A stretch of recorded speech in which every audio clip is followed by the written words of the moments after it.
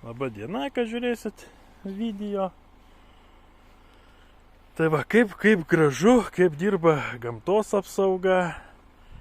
Nieks nieko nemato, nieks nieko negirdi Švenčionyse. Aš jau kaip suprantu. Na, žiūrėsim, porą raštų parašysim, nusiųsim video gamtos apsaugai. Žiūrėsim, kaip jie reaguoja, kaip jie myli gamtą ir kaip dirba išrinktieji Švenčionyse. Nes aš kiek suprantu, tai dabar atėjo laikas valdžion, ateina žmonės, kurie negirdi ir nemato. Yra toks ženkliukas ant automobilio, klijuojasi. Tai aš kiek suprantu, dabar tokie laikai, kad ateina nematantys ir negirdantys dirbti murziukų naudai.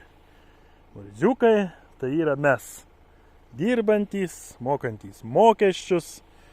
Kai valstybė mus smaugia, dizelio negalima, to negalima, mokesčius mokėt, žodžio irgi pasakyti negalima. Dabar atėjo toks laikas, kad nieko negalima.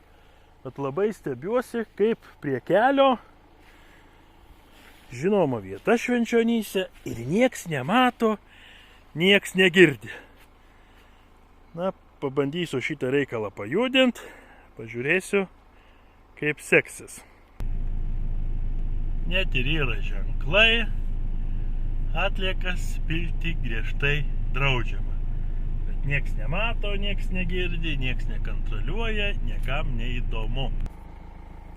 Na, va, toliau jūs matot tą aikštelę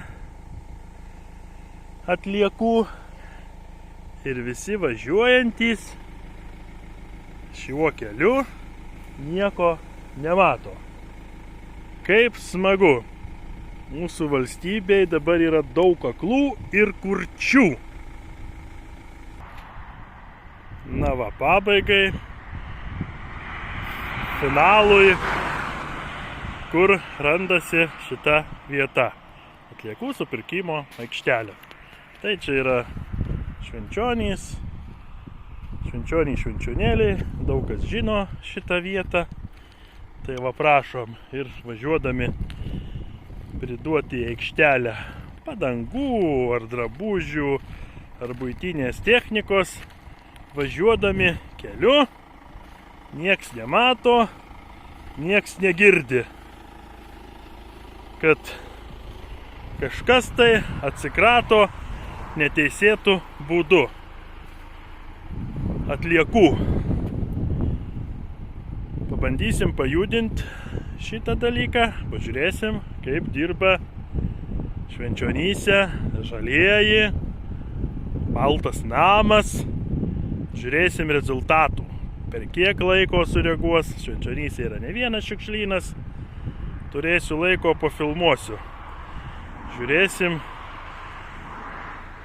tarnybų, kaip pasakyt, reagavimo laiką. Viskas. Iki.